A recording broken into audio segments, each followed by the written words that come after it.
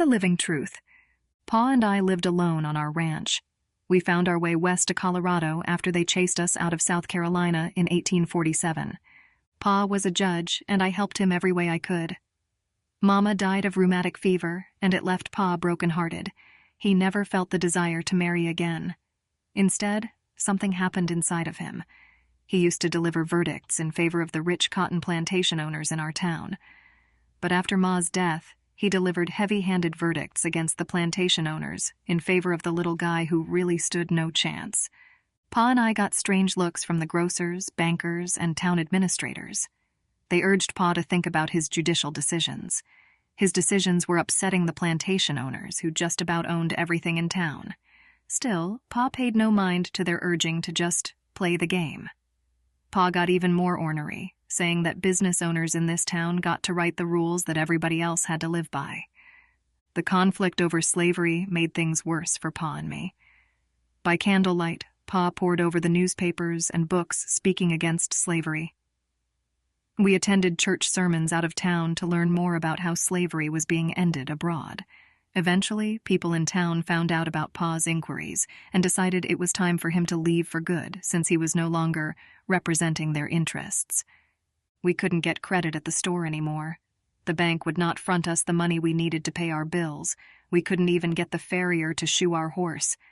Even our friends who once lent us a hand had their hands tied behind their backs by their employers, customers, and lenders. We packed up a wagon and headed west with some families who had heard about gold being found in the rivers of Colorado. Pa said that there would be some challenges to territories, land rights, and settlements, so he thought he'd try his luck as an esquire to those who needed legal advice.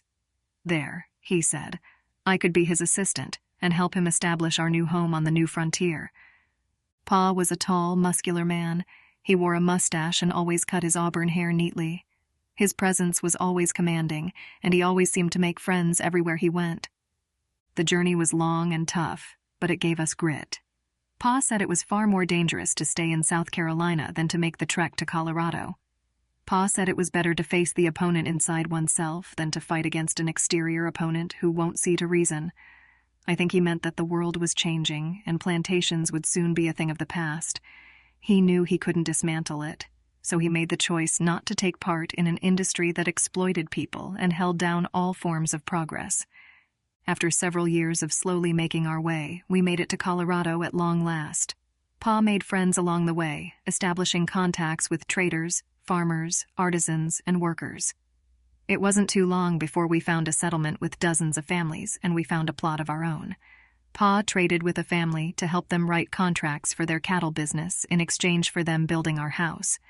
We built another building on the property so that Pa could meet with people and advise them on their legal matters.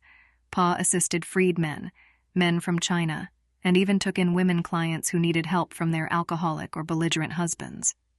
In time, Pa's practice grew, and he needed more help. He asked me to read the law and draft papers. I started ordering legal textbooks from contacts I had made from traveling lawyers who stayed at the local inn. Before we knew it, we had our own law library, and I had read every book in our keep. I started teaching women how to read and understand their rights.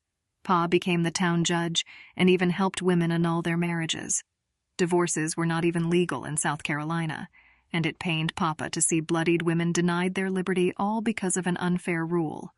When Colorado finally became a territory, Pa wanted to make sure that Colorado kept its own values. He feared they would sweep Colorado back into the archaic rules that kept small towns small-minded. Despite that, we kept our work going. We helped bring new school teachers, doctors, and businesses into town.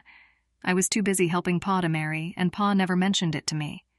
I felt fulfilled helping the families and their children, who eventually became ranchers, business owners, and town leaders who took care of us at the end of our lives. Life's an adventure into the unknown. It always helps to have friends along the way to ease the journey. It's even better to have someone who knows the laws and can tell you what your next best choices are. When Pa was on his deathbed, I asked him why he had a change of heart about his judicial decisions in South Carolina after Mama died. He said that he couldn't bear to bring himself to be a part of the deception anymore. He didn't want people to go on believing that the legal profession, a noble pursuit, intended to seek liberty through the truth, was just a ruse to keep the self-interested in power. Pa said that an economy sustained by the poor and exploited was doomed to fail, and he didn't want to go down with the Cotton Kings. He didn't want to be the lawman who gave this unjust system power and legitimacy. Losing Mama, he said, broke his heart, but it made it softer in all the best ways. After Pa died, I kept the law library going. I eventually married a kind, handsome trader who came in when he needed help with setting up his shop. We never had children, but we were plenty busy with his extended family and all the new people when the new train tracks came through town. As I look back, I realized that our world was changing day by day. Maybe Pa didn't know it consciously, but I am sure he felt that change deep inside of him. I'm grateful that we left South Carolina and did something new and challenging each day. As we helped solve people's problems in the law library, we gave them more peace, courage, and confidence to live their lives. When the world just makes little sense, we have to help each other find the truth. We got to live by it, speak it, and let it guide our lives. It's the only way to know true justice. I believe that's what Pa wanted us all to do.